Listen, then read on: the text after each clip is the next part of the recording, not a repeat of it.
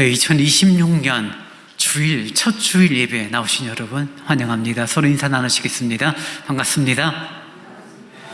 한 번 더요. 사랑합니다. 세 번째 인사입니다. 하늘의 복 많이 받으세요. 이제 다 함께 일어나셔서 묵도하심으로 2026년 첫 주일 예배를 하나님께 드리겠습니다.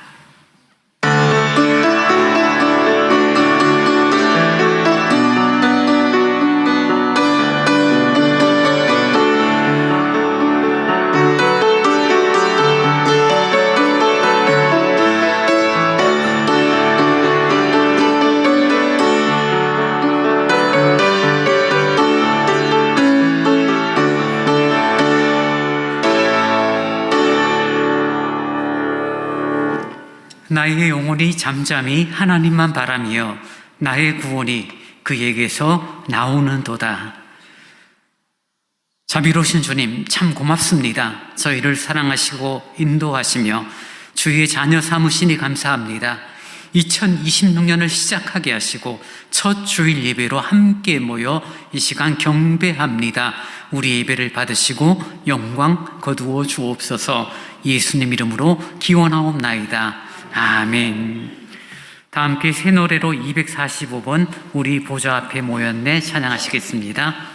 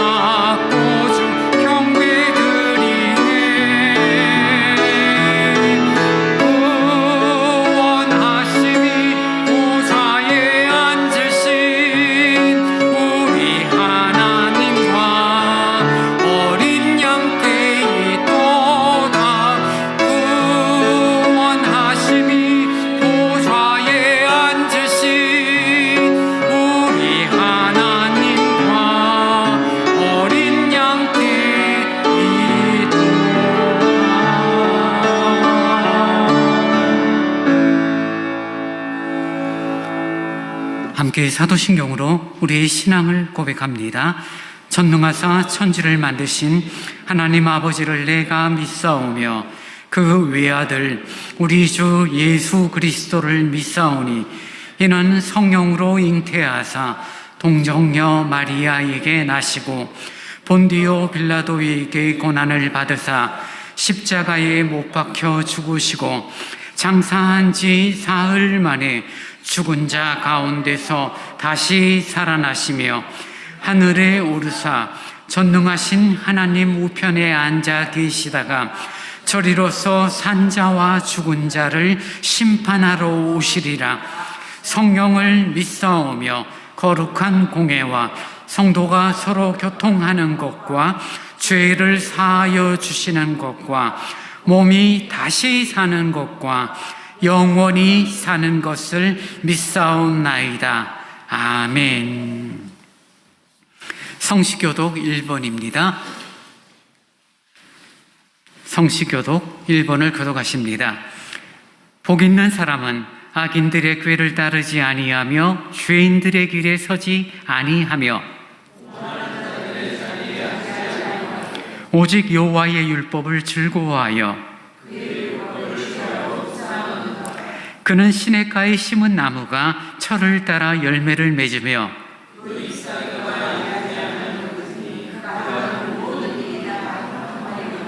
악인들은 그렇지 아니하며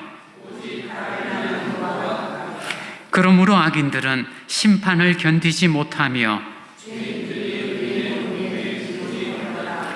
죄인들이 의인들의 길은 여호와께서 인정하시나 악인들의 길은 망하리로다. 아멘. 찬송 374장을 찬양하시겠습니다.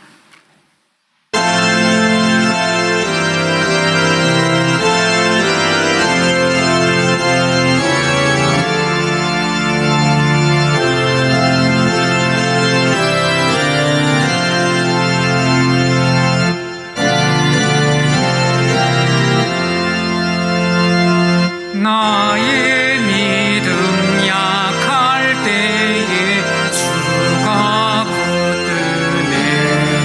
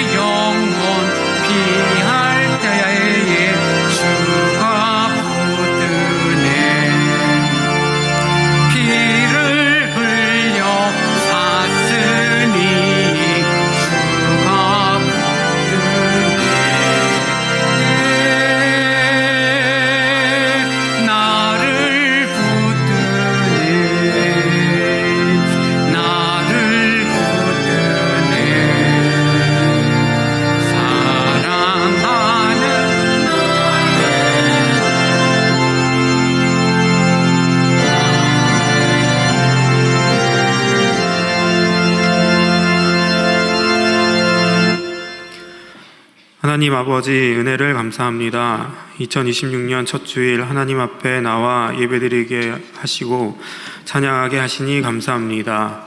하나님만 높이고 영광 돌리는 시간으로 인도하여 주옵소서. 하나님 아버지 2026년 새해를 허락하시니 감사합니다. 2026년에는 영적인 성장과 성숙이 있게 하시고 예수 그리스도 십자가를 더 많이 묵상하는 한 해가 되도록 인도하여 주옵소서. 하나님을 더 깊이 알게 하시고 하나님 앞에서 우리의 정체성을 깨닫게 하옵소서.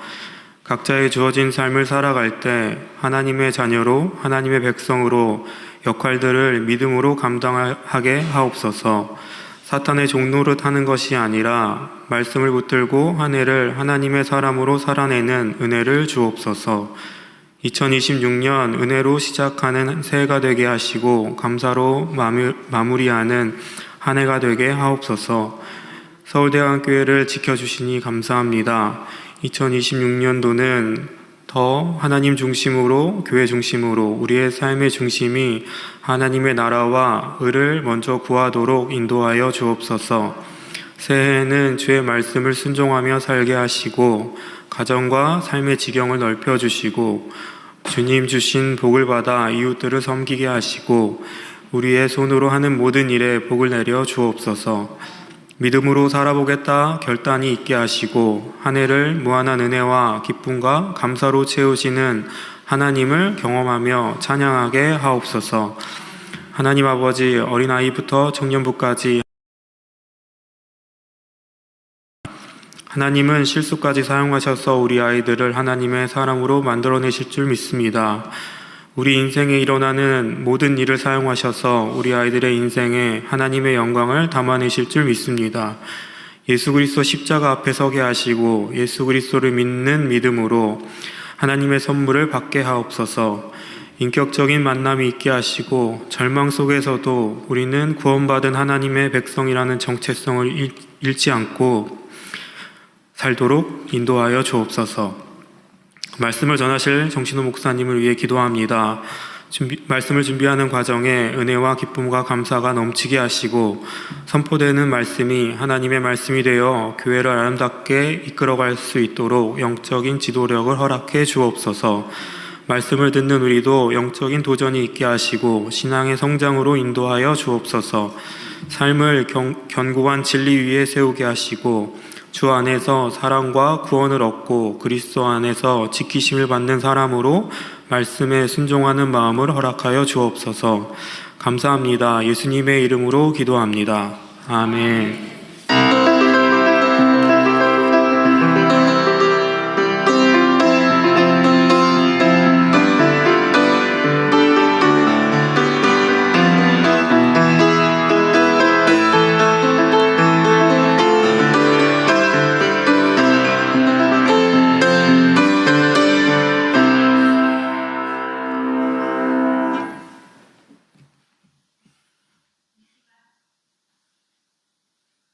이 시간 우리에게 주시는 하나님의 말씀은 마태복음 17장 14절에서 20절 말씀입니다.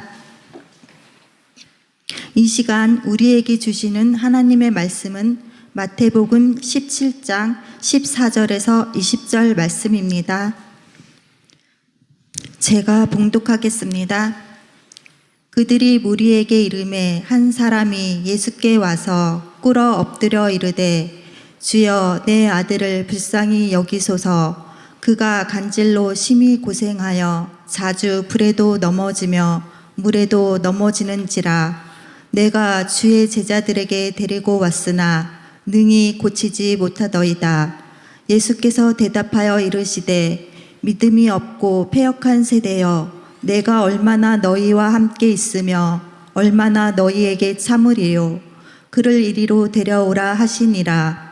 이에 예수께서 꾸짖으시니 귀신이 나가고 아이가 그때부터 나으니라.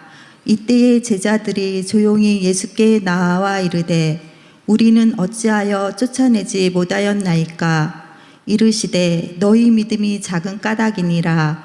진실로 너희에게 이르노니 만일 너희에게 믿음이 겨자씨 한 알만큼만 있어도 이 산을 명하여 여기서 저기로 옮겨지라 하면 옮겨질 것이요 또 너희가 못할 것이 없으리라.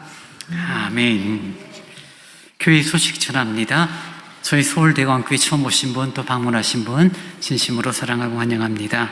1월이 시작되었습니다. 새롭게 시작하는 달이란 귀한 의미가 있죠.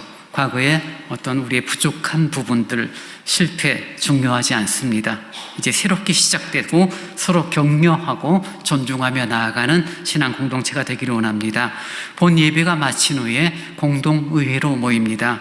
회원은 세례교인들 모든 분들이 해당이 되시고요. 안건은 2025년 경상비 결산 그리고 2026년 예산안에 대한 심의 결의가 되어집니다. 2026년 기원 찬송 및 화답송, 이번에는 새 노래로 갑니다. 기원 찬송은 우리가 이미 부르셨지만 새 노래로 245번 우리 보좌 앞에 모였네. 그리고 화답송은 43번 감사해요 주님의 사랑으로 1년 동안 함께 찬양하게 됩니다. 성경 일천독 운동 우리 모든 성도님들 함께 참여해 주시고요. 성경 일독표를 사용해 주시기 바랍니다. 이게 안내석에 보면은 이게 이만큼 쌓여 있어요. 오늘 갈 때 하나씩 다 가져가셔서 이름 적으시고 그 다음에 읽을 때마다 대각선으로 이렇게 체크하시면은 내가 얼만큼 읽었구나 확인이 되어집니다. 특별히 우리 연세 많으신 분들은 보고는 싶은데 성경을 너무 힘들어. 그냥 글 보기가 힘들잖아요. 그러면 오디오 성경 인정합니다. 들으시면서 체크하셔서 1년에 그래도 내가 교회 다니고 예수 믿는데 성경 한 번 이상은 읽어야지 이 마음을 갖고 좀 읽어주시고요. 참고로 1년에 4번씩 꼬박꼬박 읽으시는 분도 계세요. 그래서 여러분 꼭 갈 때 이거 하나씩 가져가셔서 성경 일천독 운동에 참여해 주시기 바랍니다.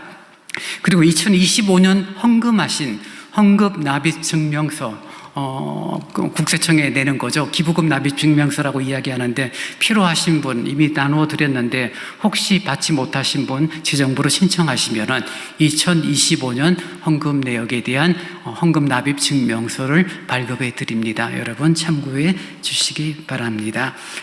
이제 준비하신 주일헌금을 하나님께 드리겠습니다.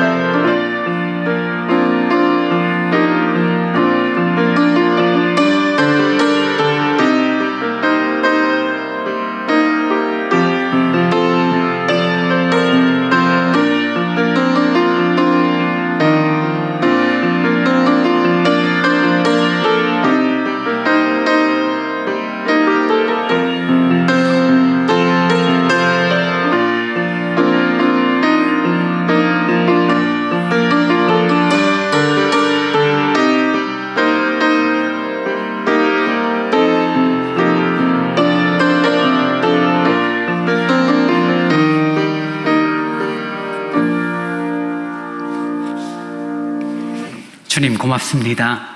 한 해의 삶을 인도하셨고 또 새롭게 살아갈 새로운 한 해를 인도하실 줄 믿습니다.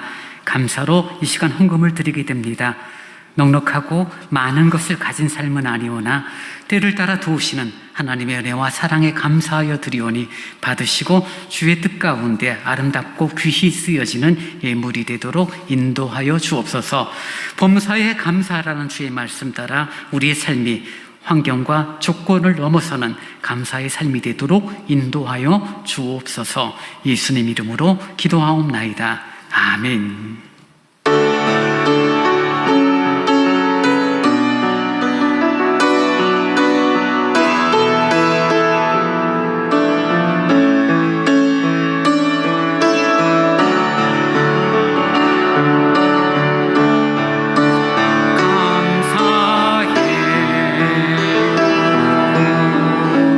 주님의 사랑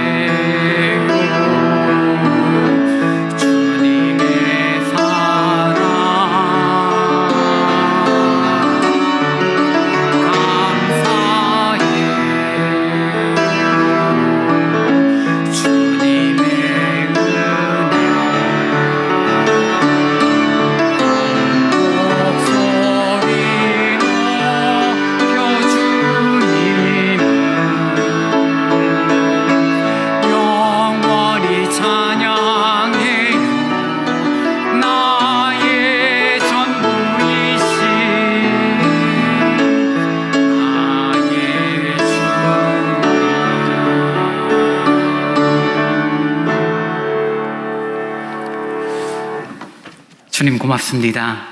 감사한 삶이 이어지는 저희들의 복된 한 해가 되기를 원합니다. 새해 첫 주일 예비하며 말씀에 귀 기울입니다. 말씀하시고 믿음으로 듣는 저희들이 되도록 인도하여 주옵소서.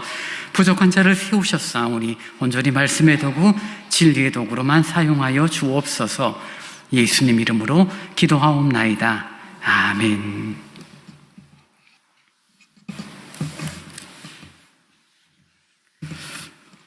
저나 여러분은 예수를 믿는 사람, 그리스도인, 기독교인이라고 말합니다. 예수를 믿는 사람, 믿는 믿음이라는 단어들을 우리들이 가장 많이 사용하고 있고, 저분은 참 믿음이 좋은 분이야, 혹은 저분은 믿음이 없어, 이런 평가들을 쉽게 하고 있는데, 그럼 막상 그럼 믿음이 무엇입니까? 성경이 말하는 믿음이 무엇입니까? 라고 말하면 뭔가 좀 답을 쉽고 편안하게 말하기가 좀 어색한 느낌이 있습니다. 왜냐하면 믿음이라는 단어 속에서 갖고 있는 그런 일반적인 정서가 신앙과 상관없는 믿음도 있기 때문입니다. 지성이면 감천이라는 우리나라 속담이 있죠. 열심히 빌고 빌다 보면 이루어지고 하늘이 감동해서 결과를 준다. 그것을 믿을 때 그것을 우리는 뭐라고요? 믿음이라고 말할 수 있잖아요. 불상 앞에서 소원을 아뢰면서 믿고 싶은 것을 믿는 것, 그거 믿음이라고 말할 수 있지 않습니까?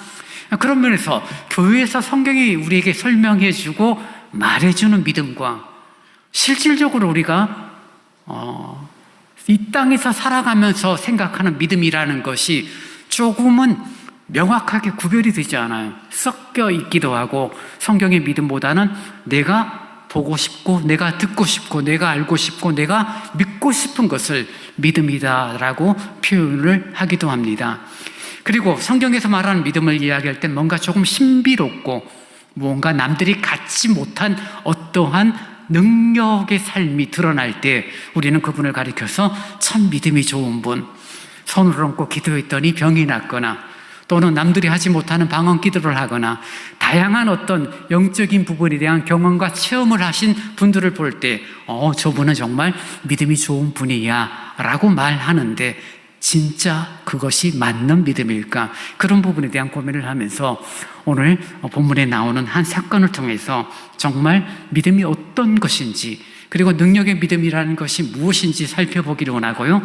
그리고 다음 주에는 그런 오늘 성경이 말하는 그 믿음이 그런 거라면 그럼 어떻게 그런 믿음의 길을, 믿음의 삶을 살아갈 수 있을까? 2주에 걸쳐서 함께 말씀을 좀 고민하면서 듣기를 원하며 말씀의 은혜를 나누기를 원합니다.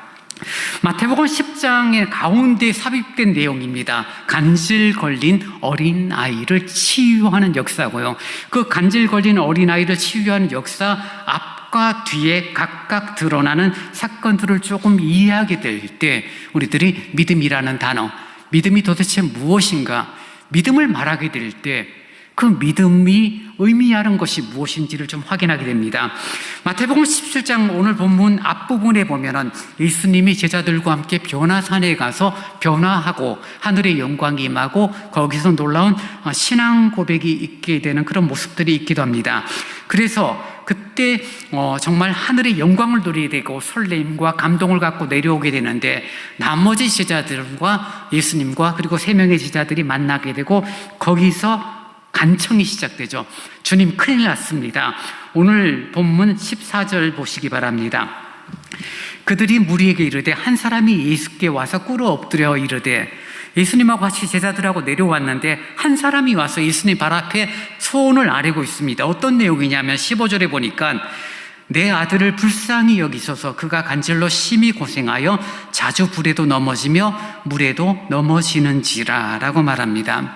간질, 요즘 뇌전증이라고 표현을 하죠. 뇌전증이라고 해서 우리가 지금은 별로 그런 경우를 자주 못 봤는데, 예전에는 가끔 길 가다가 넘어져 쓰러지고 입에 거품 물고 막 한 10분 정도 이렇게 조금 발작을 하다가 또 언제 그랬냐는 듯이 또 정상적인 삶을 살아가는 그런 간질 환자들을 가끔씩 아마 보셨을 겁니다.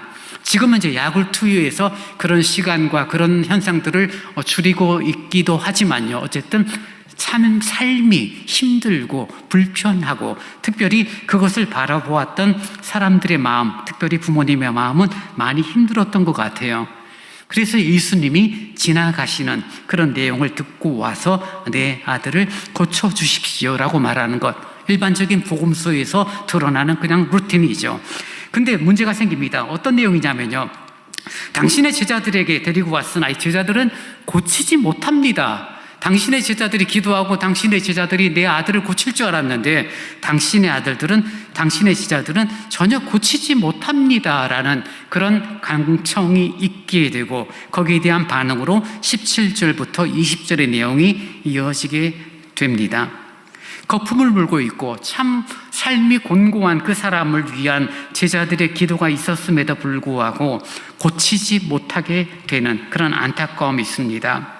이런 똑같은 내용을 마가복음 9장에서는 조금 구체적으로 자세히 기록하고 있는데요, 이 아이가 단지 거품을 물고 스스로 서지 못하고 넘어지는 상황뿐만이 아니라 말을 못하게 하고 그리고 듣지 못하게 하는 귀신이 들려 있었다라고 마가복음 9장은 조금 더 보태고 있어요. 그리고 그 마가복음 9장에서는 이 장면에게 제자들이 아들을 고치지 못하고 예수님에게 오니 예수님께서 이 남자에게 뭐라고 말하냐면요, 제자들이 고치지 못하는 모습을 본 이 남자가 예수님에게 할 수 있거든 고쳐주십시오라고 예수님에게 강청을 합니다. 근데 예수님이 하시는 말씀은 무엇입니까? 할 수 있거든이 무슨 말이냐? 믿는 자에게는 능치 못함이 없다. 우리가 너무나 익숙하고 잘 알고 있고 정말 힘이 되는, 무슨 소리야, 믿는 자는 능치 못함이 없어, 맞아, 그 말씀을 주십니다. 그리고 오늘 본문 10절에 보니 믿음이 없고 패역한 세대여, 내가 얼마나 너희와 함께 있으며 너희에게 참으리요, 그를 이리로 데려오라. 이에 예수께서 꾸짖으시니 귀신이 나아가고 아이가 그때부터 나았다라고 말하고 있습니다. 그러니 지금 이 남자가 제자들에게 먼저 부탁을 했음에도 불구하고 제자들이 애를 썼겠죠, 분명. 왜냐하면 제자들도 귀신을 쫓고 권능을 행했던 그런 예수님의 사역의 초기의 모습이 있었기 때문입니다. 근데 지금 그렇지 못하고 있는 모습에 대하여 예수께서는 참 패역한 세대구나, 제자와 많은 사람들을 좀 꾸짖고 그리고 귀신을 쫓아내시고 병든 자를 고쳐주시는 내용이 마태복음 오늘 보면 17장 그리고 마가복음 9장에서 기록되고 있습니다. 똑같은 내용인데 조금 다르게 표현되는 이유는 하나입니다. 그것을 읽어야 되는, 쉽게 말하면 청중들, 그 다음에 읽어야 되는 수신자들이 조금 달랐기 때문입니다. 마태복음은 정통 유대인들을 대상으로 기록된 내용이죠. 마가복음은 이방인, 특별히 로마 사람들을 위하여 기록된 내용이라고 말합니다.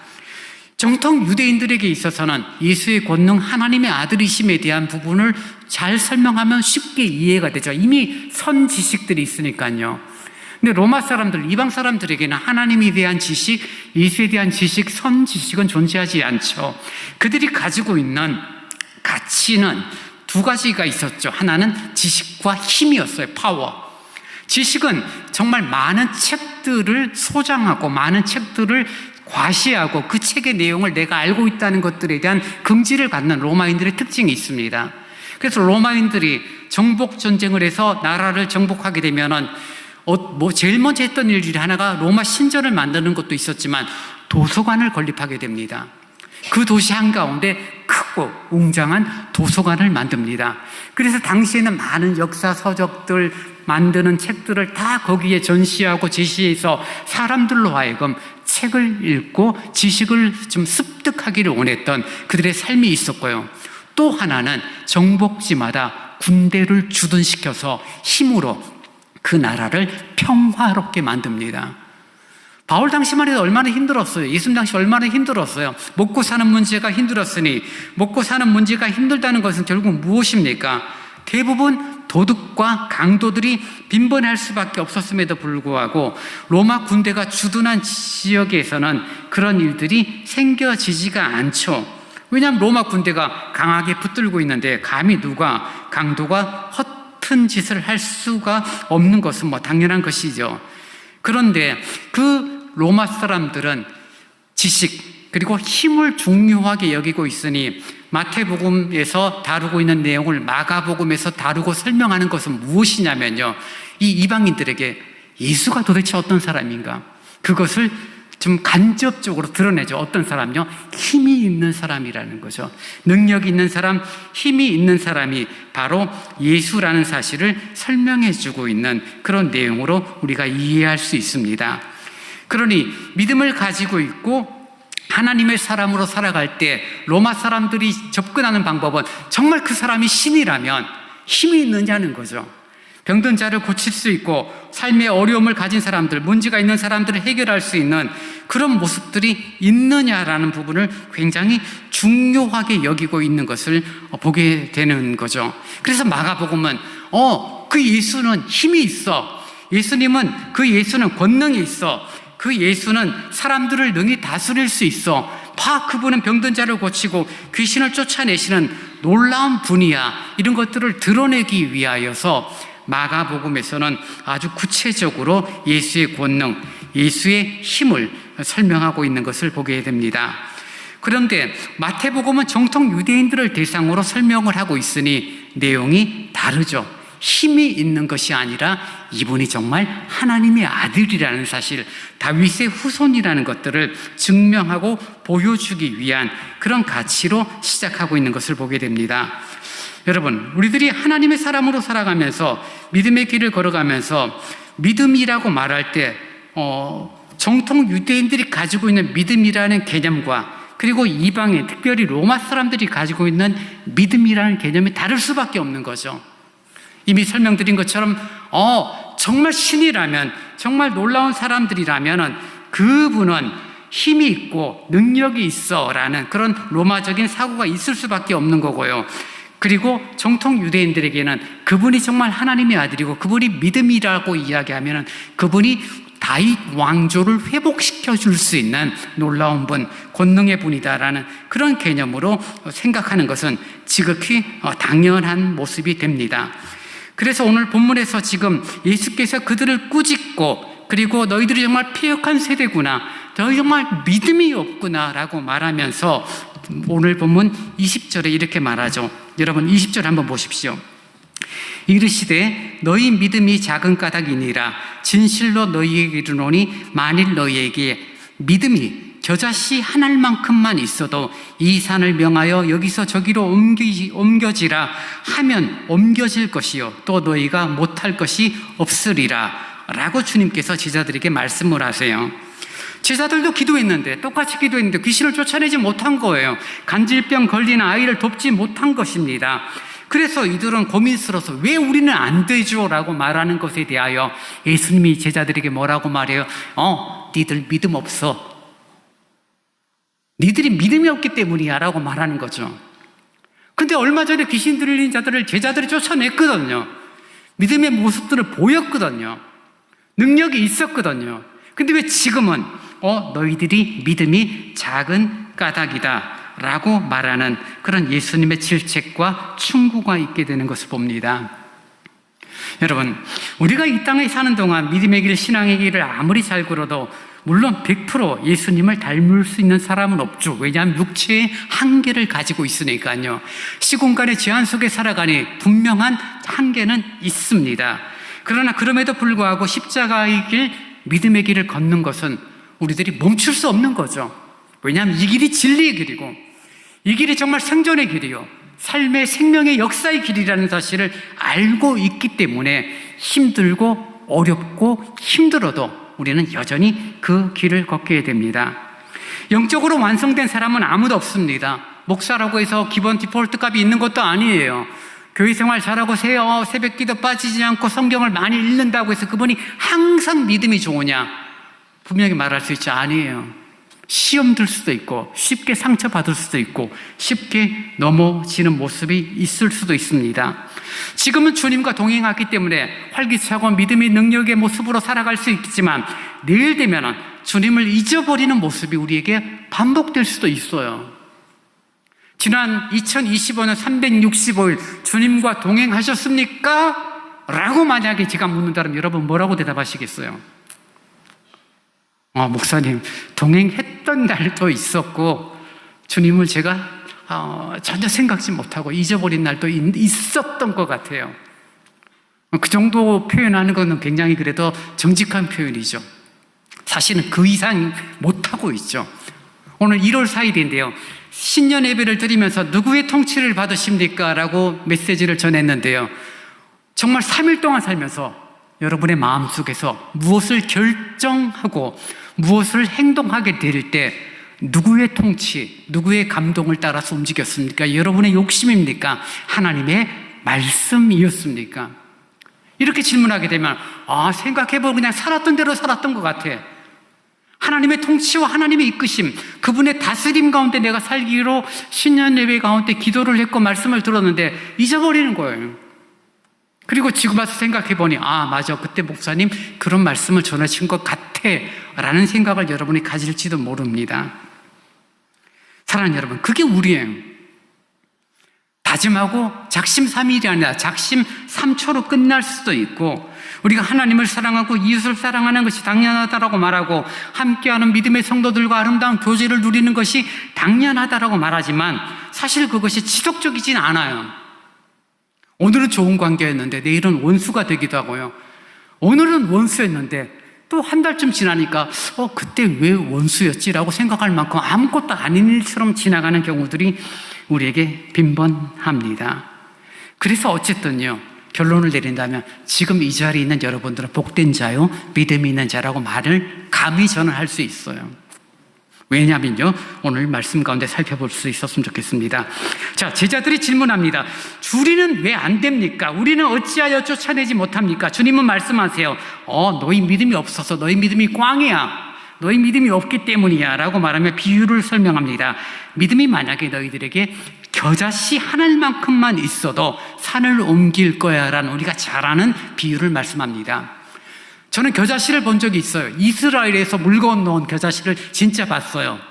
어떤 분들 깨알 만하다 그러는데 아니에요. 깨알은 엄청 큰 거예요. 여러분, 채송화씨 아세요? 채송화, 이래 바닥에서 이쁘게 피는 채송화씨, 그거의 한 3분의 1 정도? 그것도 동그라지도 않아요. 꼭 이렇게 눌려져 있는 느낌. 그래서 이스라엘 선교사님이 이게 이스라엘의 겨자씨예요 하고 보여주는데 진짜 손톱 대 정도 되는, 근데 그게 자라서 큰 나무가 되고 그리고 그 속에 많은 새들이 깃들인다라고 하나님 나라의 특징을 비유로 설명하기도 하는데요. 이 겨자씨, 그러니까 아무 보이지도 않고 중요하지도 않고 별로 표도 안 날 것 같은 믿음인데, 만약에 너희들이 이 겨자씨만큼의 믿음이 있다라면 산을 옮길 거야 라고 주님이 말씀하시는 거죠. 물론 여러분, 믿음이 있으면 진짜 산 옮기나요? 그런 의미는 아니에요. 지금 오늘 본문에서 말하는 건 믿음 때문에 산을 옮기느냐 옮기지 않느냐 그걸 핵심으로 말하고 있는 건 절대 아니죠. 너희들이 믿음이 없다는 걸 주님이 핵심으로 말하고 있고, 그리고 당시 유대인들의 전통적인 어떤 격언들, 잠언, 속담 속에 사는 말, 저 사람은 산을 옮길 수 있는 사람이야 라고 말할 때 그 사람은 어떤 사람이에요? 정말 불가능해 보이고 힘든 일임에도 불구하고 불굴의 의지를 갖고 끊임없이 그 일에 도전하고 실패하고 넘어져도 다시 일어나는 그런 사람을 바라볼 때 당시 썼던 말들이 저 사람은 산 옮기는 사람이야, 산을 옮길 만한 의지와 믿음을 가진 사람이야 라고 말을 했어요. 그 산 옮긴다는 것은 뭐예요? 진짜 산을 번쩍 들어서 불암산을 옮겨서 남산으로 갖다 놓는다, 그런 의미가 아니라 산을 옮길 것 같은 포기하지 않는 그런 신실함을 갖고 있는, 의지를 갖고 있는 그런 사람이야, 그런 속담이 있습니다. 예를 들면 우리나라에도 다양한 속담이 있는데요, 좀 부정적으로 쓰여지는 속담 가운데 이런 말이 있죠. 사공이 많으면 배가 어디로 가요? 근데 사공이 100명, 1000명 모이면 진짜 산으로 가요? 배가 산으로 가요? 아니잖아요. 무슨 말이죠? 거기에 담겨져 있는 의미는 배가 산으로 가는 게 목적이 아니라 말 많고 사람 많으면 일 진행이 안 된다, 그런 의미잖아요. 그래서 정말 사공 100명, 1000명 모이니까 이제는 배가 산으로 가겠네, 그 생각하는 사람 아무도 없죠. 그래서 예수님께서 너희들이 정말 겨자씨만한 믿음을 갖고 있다라면 산을 옮길 거야 라고 말을 할 때 정말 믿음이 있으면 우리가 산을 옮기겠다 그 생각하는 게 아니라 믿음을 가지고 있고 불굴의 의지를 갖고 실패와 좌절을 넘어서는 사람, 그런 신실한 사람이 되어지는 것이 중요하다라는 가치를 갖는 것이지, 겨자씨만한 믿음을 가지면 산을 옮길 거야, 그 생각을 하는 사람은 예수님 당시에 아무도 없었던 거죠. 예수님이 그렇게 하시는 말씀이 무엇입니까? 정말 그들에게 믿음이 없었기 때문이죠. 믿음이 없다는 것을 뭐로 증명할 수 있냐면요, 너희들이 작은 겨자씨만한 믿음이 있어도 불가능한 것을 가능하도록 할 만큼 놀라운 일들이 있는데, 너희들이 하는 행동들, 너희들의 모습에서는 겨자씨만한 믿음이 없어라고 말하죠. 성경에서 말하는 믿음이란 단어는 헬라어로 피스토스라는 단어를 써요. 영어로서는 faithful이에요. 신실함이 가득 들어있는 상태죠. 그래서 믿음이라는 단어 할 수 있거든 무슨 말이냐, 그런 식의 어떤 능력과 힘을 드러내는 단어로 믿음을 오해하시는 경우들이 많기 때문에 우리들이 겨자씨만한 믿음을 가지면 산 옮긴다고 착각하는 거죠. 산을 옮기는 게 중요한 게 아니라 정말 신실함을 갖는 것입니다. 피스토스, 믿음, 신실함, 이 말은 한결같다는 의미예요. 어제나 오늘이나 영원토록 어떤 하나님, 어떤 주님? 동일하신 예수님이라고 성경은 말해주고 있는데요, 그런 예수님을 가리켜 우리는 미쁘신 주님, 한결같으신 주님이라고 표현하지 않습니까? 우리가 사람을 평할 때 정말 저 사람 진국이야 라는 말은 뭐예요? 그 사람이 한결같다는 거예요. 올해가 제가 11년 차 서울대강교회 섬기고 있는데요, 한결같은 분이 있고 진짜 변덕 심한 사람도 있어요. 한결같다는 분은 뭐냐, 그분이 늘 그 모습 그대로 여전히 교회를 섬기고 이런저런 말들, 이런저런 어떤 생각들이 충분히 할 수 있음에도 불구하고 신실한 거죠. 미쁜 모습을 보이는 거죠. 한결같은 모습을 가지는 거죠. 왜요? 네, 감히 말할 수 있죠. 믿음 때문에요. 변덕스럽다는 건요, 신실하지 못하다는 이야기고, 신실하지 못하다는 말을 한결같이 못하고 미쁘지 못하다는 말은 성경이 오늘 말하는 제자들처럼 너희들 믿음이 꽝이야 라고 말하는 것과 똑같습니다. 변화산에서 놀라운 경험들을 가지고 있습니다. 정말 죽음과 부활에 대한 메시지가 전해집니다. 근데 제자들은 어떤 생각을 가지고 있느냐면요, 하나님께서 행하시는 놀라운 구원의 역사, 그리고 예루살렘으로 이어지는 고난과 십자가의 길을 통하여 십자가의 대속이라는 죽음을 통한 이루실 구원의 역사를 설명하고 있는 예수님 앞에 제자들은 예수님을 따라가면서 뭘 생각하죠? 지금 마태복음 17장 앞부분, 그리고 마태복음 18장에서 어떤 표현이 나오냐면, 제자들이 예수님의 뒤를 따라가요. 이제는 예루살렘으로 돌아가시기 위해, 죽기 위하여 고난의 길을, 십자가의 길을 걷기 위해서 가시는 예수님을 따라가면서 제자들이 길에서 서로 논쟁하고 다퉈요. 뭐 때문에 다투고 뭐 때문에 싸운 줄 아세요? 누가 더 크냐예요. 베드로, 네가 수석 선임이야? 요한, 네가 예수님의 사랑을 많이 받았다고? 뭐 그러면서 누가 더 크냐, 누가 덜 크냐. 쉽게 말하면 예수님이 예루살렘 성에 들어가서 이제는 고난과 죽음과 십자가의 길을 설명했음에도 불구하고 제자들은 그건 관심이 없어요. 예루살렘 들어가면 이제 로마로부터 우리나라를 해방시킬 것이고, 이제 예수님이 왕이 되시면 그 다음에 권력을 누가 가질 것이냐, 그 다음에 명예를 누가 가질 것이냐. 제자들은 지금 계속 그 생각을 하면서 예수님을 따라다녀요. 그러니 누가 더 크냐라고 말하기도 하고요, 이제는 치맛바람이 불어서 그들의 어머니조차 예수님에게 와서 내 아들을 좀 기억해 주세요, 내 아들 좀 챙겨 주세요 라는 온조 치맛바람이 이때부터 시작된 거예요. 여러분, 물리적으로 예수님과 동행한다고 믿음이 좋은 사람이에요? 내가 목사가 되었고 내가 장로가 되었기 때문에, 권사가 되었기 때문에 믿음이 좋은 사람일까요? 믿음이 있었기 때문에 그런 직분을 받았다는 것에 대해서 인정? 네, 맞아요. 동의합니다.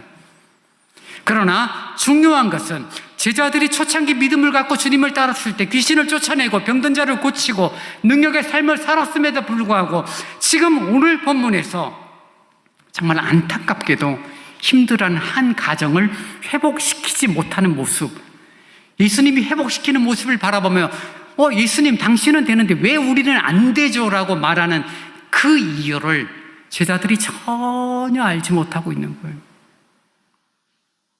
그들의 마음이 미쁘지 않기 때문이에요. 그들의 마음에 한결함이 없기 때문이에요. 처음엔 좋은 마음으로 주님을 따랐죠. 내가 열심히 하겠노라, 서약을 하고 다짐을 하고 온전히 이 교회를 섬기겠노라, 내가 이렇게 살겠노라 다짐했던 시간들이 분명히 그들에게 있었죠. 오늘 살아가는 우리들처럼요. 근데 시간이 지나니까요, 이제 점점점 예루살렘으로 올라가신다라고 말씀하시는 주님, 그 주님을 따라가면 뭔가 한 자리 할 것 같고, 예수님의 말은 권세가 있었고, 제사장들, 서기관들 어느 누구에게도 거침없이 하나님의 진리를 선포하는 예수님의 권위와 능력의 모습을 바라보면서, 야, 우리 주님이라면, 저 주님을 따라가면 결코 내 인생은 실패는 없을 거야. 이제는 믿음이 아니라, 신실함이 아니라, 한결같음이 아니라 그들의 마음에 욕망이 자라기 시작합니다. 예수님과 함께 하는데 믿음이 자라는 게 아니라 욕망이 자라요. 그리고 이제 사건이 터진 것이 바로 이 한 아이의 아픔에 대하여 해결하지 못하고 귀신을 쫓아내지 못하는 모습을 보면서 예수님이 그들을 꾸짖는 거죠. 패역한 자들아, 믿음이 너희들이 전혀 없어. 너희들에게 정말 손꼽대보다 못한 작은 겨자씨 하나만큼의 그런 믿음만 있었더라도 산을 옮길 만큼 너희들이 놀라운 능력을 행할 텐데 너희들은 믿음이 없어. 네, 성경의 원어대로 설명하면 너희들은 신실하지 않아. 너희들 정말 나빠. 한결같지가 않아. 임직받을 땐 그렇게 열심히 충성하겠다 수틀리고 자존심 상하고 기분 나쁘고 감정 상하니까 나 몰라라 하는, 정말 교회를 생각하고 주님을 생각하고 하나님을 사랑하고 성도들을 사랑하겠노라라고 말하면서 우리들이 거칠어지고 감정이 생겨지고 온수처럼 여기고 보고 쌩까는 그런 모습들이 생겨지는 이유, 안 그랬는데 왜 그렇게 되는 거예요? 왜 한결같지 않아서 그래요? 처음엔 그랬는데 어떤 이유들, 그 이유를 설명하라면 아마 타당한 이유일 거예요. 합당한 이유가 될지는 몰라요. 근데 주님은 명확하게 말합니다. 너희 믿음이 작은 까닭이야. 겉도는 이유, 쌩까는 이유, 어쩌고 저쩌고 말 필요 없어. 니들 믿음이 개판이야. 너희들 믿음 있다라고 말하지 마. 믿음 없기 때문에 이런 모습이야 지금. 그렇게 꾸짖고 계시다는 거죠.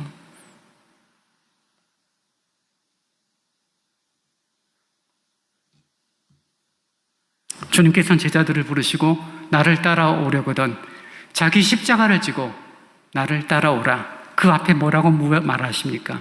자기 십자가 지는 게 힘들고 어렵고 쉽지 않으니 너 자신을 부인하고 네 감정, 네 생각, 네 의견 다 내려놔. 제발 네 생각, 내 생각 오로지 나라고 이야기하는 그 짓 좀 그만하고 너 자신을 부인하고 십자가를 지고 그리고 나를 따르라라고 주님은 계속해서 반복 말씀하심에도 불구하고 이들은 지금 그 주님을 따라가면서 천국에서 누가 클까? 베드로가 제일 클까? 그럼 3번은 내 자리일까? 서로 갈등하고 서로 서열을 정하는 그런 모습들, 믿음이 없는 모습, 한결같지 않은 모습, 미쁘지 않은 모습, 신실함이라고는 찾아볼 수 없는 기회주의적인 모습이라고 말할 수밖에 없는 거죠.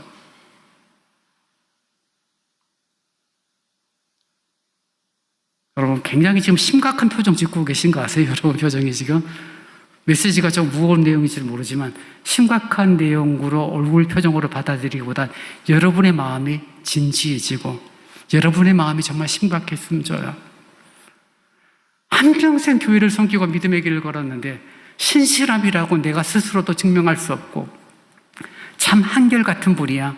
그런 아름다움을 드러낼 수도 없고 시와 때와 장소에 따라서 달라지고 또 달라지고 또 달라지고 변덕스러워지고 들어갔다 나왔다 했다 안 했다 그런 모습들이 반복되는 우리들에게 정말 믿음이 있느냐라고 주님이 말하신다면 명확하죠. 믿음이 없기 때문이다. 그래서 너희들이 힘든 거야. 믿음이 없기 때문에 너희들이 지금 그런 거야 라는 주의 말씀의 질책을 겸손히 받아들일 수 있는 우리의 모습이 되기를 원합니다. 사랑하는 여러분, 우리의 신앙의 길은 결코 순탄하지는 않아요. 걱정, 근심, 이런저런 문제들은 2025년으로 끝이 난 게 아니에요. 2026년을 살아가는 우리들에게도 동일한 문제들이 또 생길지도 몰라요. 그러나 그럴수록, 그런 일이 생기면 생길수록 더욱더 신실하신 주님을 의지하는 그런 우리들의 겸손한 은혜가 있기를 원합니다. 내가 신실하지 못하다고 해서 주님이 나를 외면하신다는 생각하지 마세요, 여러분. 그거는 우리들이 악한 막이고 우리들의 마음을 부추기는 그런 악행이에요. 내가 신실하지 못해도 우리 주님은 신실하신 분인 줄 믿습니다. 그렇기 때문에 믿음이라는 건 뭐예요? 나는 못하지만, 나는 넘어지지만, 나는 오늘 내일 달라지고 한결같지 않고 미쁘지도 않고 변덕스러움이 있지만 어제나 오늘이나 영원토록 동일하신 주님, 그 주님 때문에 내가 살고 있고 그 주님 때문에 내가 지금 존재하고 있다는 사실, 그 고백, 그것이 어쩌면 여러분 참된 믿음 아닐까요? 제자들은 예수님을 따른다고 하면서 세상의 명예와 세상의 부를 추구하고 인간적인 욕망을 추구하고 이렇게 귀신을 멋지게 쫓아내서 사람들로부터 오, 저 제자들 정말 훌륭해, 이런 평가를 받고 싶었던 명예욕이 있었는지 몰라요. 실패하죠. 그리고 예수님이 말씀합니다. 너희 믿음이 작은 자들이, 정말 너희들에게 겨자씨만한 신실함이 있다라면, 겨자씨 하나보다 더 작은 그런 한결같음이 있다라면, 그런 너희들의 미쁜 마음이 있다라면 정말 산도 옮길 그런 아름다운 능력들을 너희들이 행할 텐데, 너희들의 마음에는 하나님을 향한, 교회를 향한 신실함은 존재하지 않고 오로지 내 입장, 내 감정, 내 고집, 내 자존심만 붙들고 있네. 그러니 너희들이 폐역한 세대라고 주님으로부터 질책을 받았던 것입니다. 사랑하는 여러분, 우린 솔직히 고백해야 돼요. 내가 늘 신실할 수는 없어요. 오늘 하루 신실할 수 있을지 몰라도 다음 주는 더 넘어지고 실패할지도 몰라요. 그러나 여러분, 걱정하지 마세요. 두려워하지 마세요. 여전히 신실하신 주님께서 우리를 도우시고 우리와 함께 하실 줄 믿습니다. 2026년을 첫 주일을 예배하는 저희들이 그 신실하신 주님을 고백하고 그 신실하신 주님으로 인하여 새 힘을 얻고, 그래 내가 또 넘어지고 나는 또 변덕스럽지만 한결같으신 그 주님 때문에 나도 그 한결함을, 신실함을, 그 미쁘심을 닮아가기를 원합니다라는 갈망으로 하나님을 찬송하고 주의 길을 함께 따라가는 그 은혜가 저와 여러분에게 있기를 원합니다. 이제 다 함께 일어나서 새 노래로 22번 하나님 한 번도 나를 실망시킨 적 없으시고 찬양하겠습니다.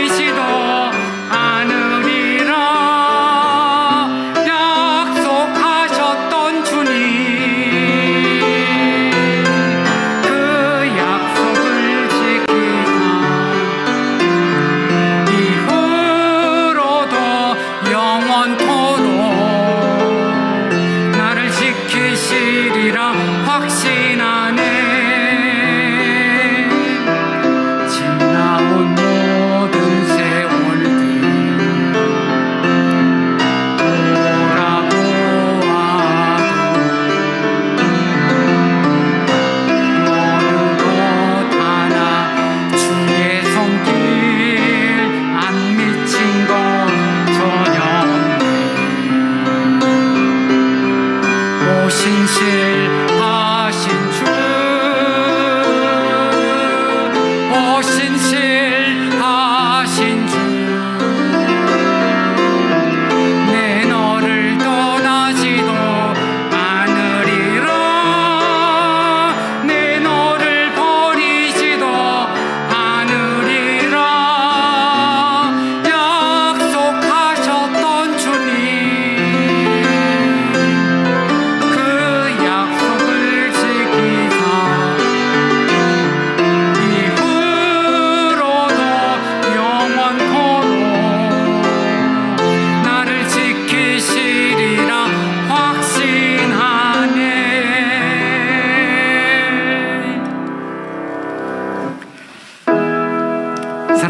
시간 함께 기도하십시다.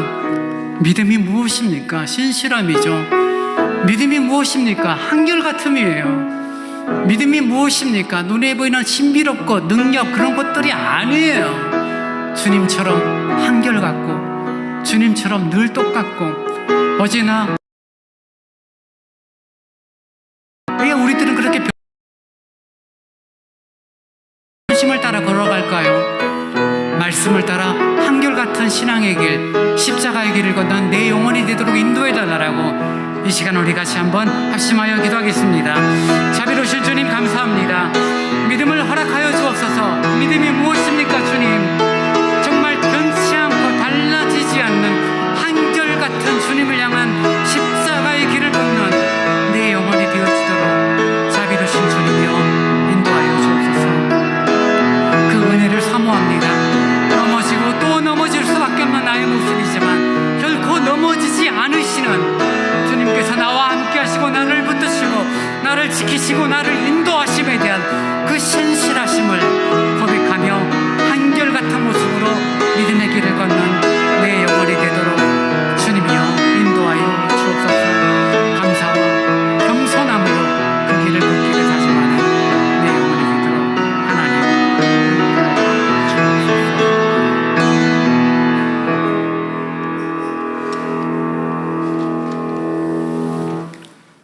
지금은 우리 주 예수 그리스도의 은혜와 우리 아버지 하나님의 무한하신 사랑하심과 성령님이 함께 하시며 위로하시며 서로 교제케 하심이 참 신실함, 믿부심, 한결같은 신앙의 길, 십자가의 길을 걷기를 다짐하며 그 은혜를 갈망하는 오늘 새해 첫 주일 예배에 참여한 모든 성도들 위해 이제로부터 영원토록 함께 있을지어다.